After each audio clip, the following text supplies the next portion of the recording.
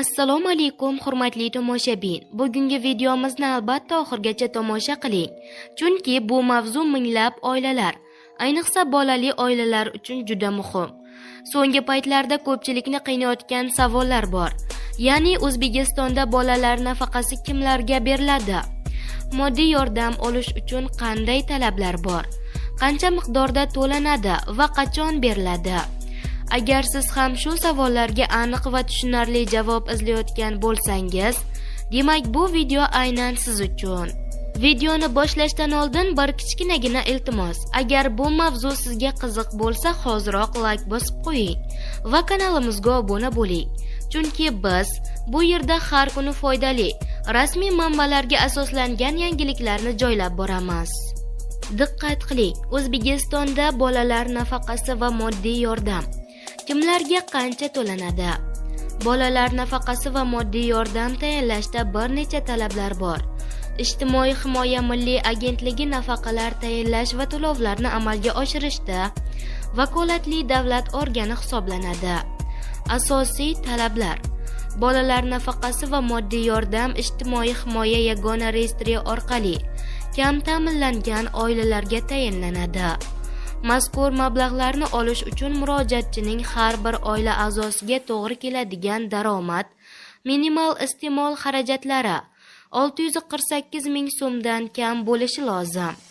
Bolalar nafaqasi va moddiy yordam tayinlashda arizachining mehnatga layoqatli oila a'zolari band bo'lishlari yoki mehnat organlariga murojaat qilgan bo'lishlari kerak.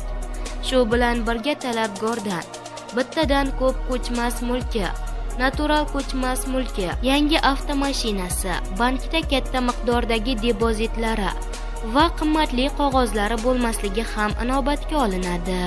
Yangi tartib: O'zbekistonda 2024-yilning 1-mayidan boshlab MyGov.uz portali orqali bolalar nafaqasi yoki moddiy yordam uchun onlayn ariza berish imkoniyati yaratildi.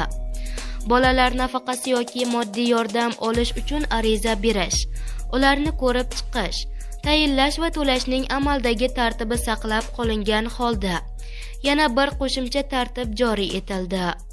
Unga ko'ra, endilikda arizachi mahalla fuqarolar yig'iniga tashrif buyurib, Inson ijtimoiy xizmatlar markazi direktori nomiga ariza bilan murojaat qilishi mumkin.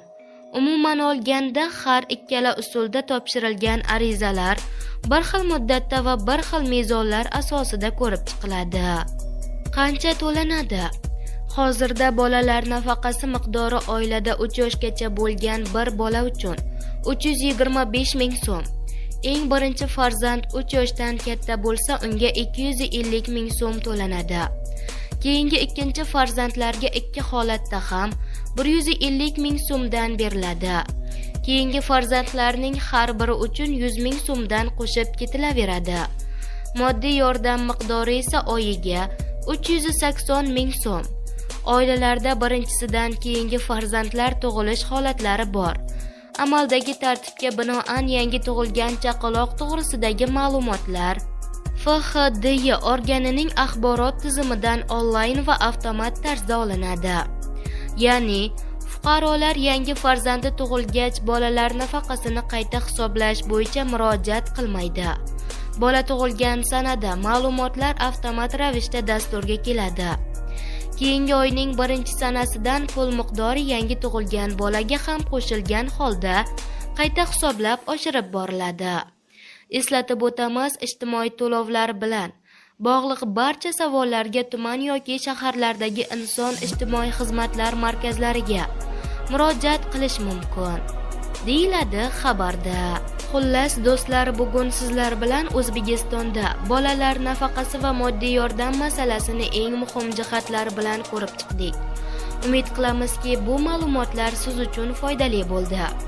Agar video sizga kerak bo'lgan savollarga javob bergan bo'lsa, like bosishni unutmang va kanalimizga obuna bo'lib qo'ying. Chunki bu yerda biz har kuni dolzarb va foydali yangiliklarni joylab boramiz. Agar sizda savollar bo'lsa yoki o'zingizning holatingiz bo'yicha bilmoqchi bo'lsangiz, izohlarda yozib qoldiring. Albatta ko'rib chiqamiz. Videoni yaqinlaringizga ham ulashing, balki aynan shu ma'lumot kimgadir juda kerakdir.